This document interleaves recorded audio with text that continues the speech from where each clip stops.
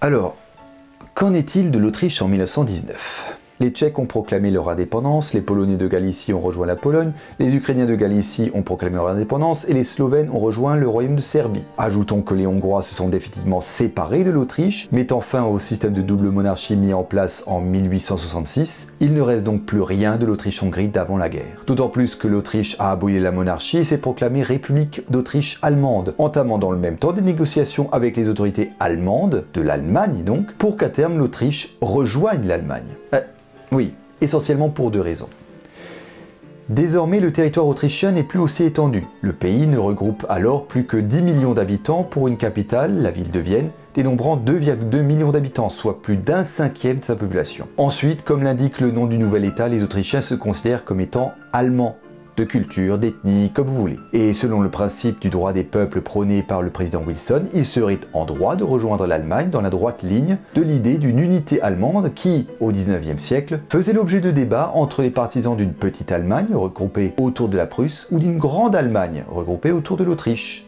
Sauf le petit pays du Vorarlberg qui a organisé un plébiscite pour lui rejoindre la Suisse. Après, les Autrichiens ont espéré échapper à un traité de paix. Après tout, l'Empire d'Autriche-Hongrie a disparu, laissant la place à de nouveaux États. Ils furent tout de même convoqués à Versailles pour leur voir signifier leur traité de paix qu'ils vont devoir signer. La délégation autrichienne est alors dirigée par le chancelier autrichien Karl Renner lui-même, et elle part malgré tout optimiste.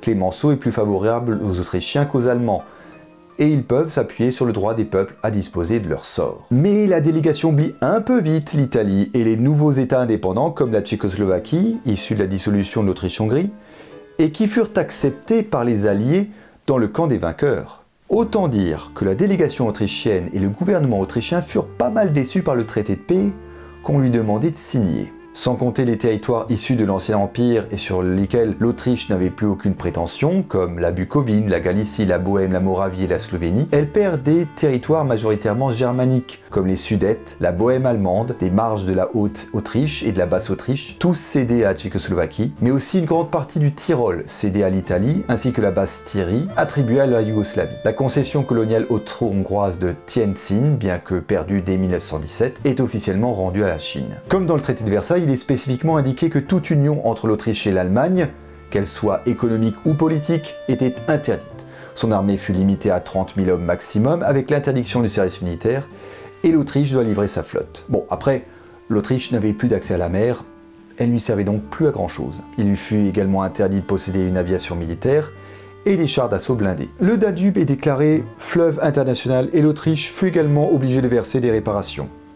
Même si, finalement, et au vu de l'état désastreux de l'économie de l'Autriche, les réparations ne furent non seulement jamais versées, mais surtout elles ne furent jamais réclamées. Autant dire qu'on passe de l'optimisme au seum pour les Autrichiens. Comme l'Allemagne, l'Autriche a eu le droit de faire des remarques par écrit, ce qui lui a permis d'obtenir quelques concessions de la part des Alliés. La région de Klagenfurt, qui devait être cédée au royaume de Serbie, Croatie, Slovénie, fut finalement soumise à plébiscite, mais aussi la région hongroise frontalière fut cédée à l'Autriche. L'Assemblée constitutive autrichienne protestant contre l'interdiction de l'union avec l'Allemagne et contre le fait que des populations considérées comme allemandes se voient vivre en dehors de leurs frontières, ils sont bien obligés de signer le traité le 10 septembre 1919. On note d'ailleurs une baisse d'engagement d'un point de vue diplomatique et de prestige.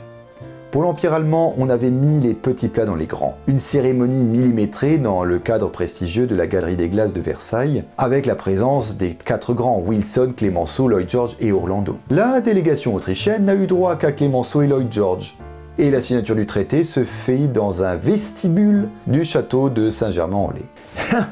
Et croyez-moi quand je vous dis que ça va pas s'arranger avec la Bulgarie.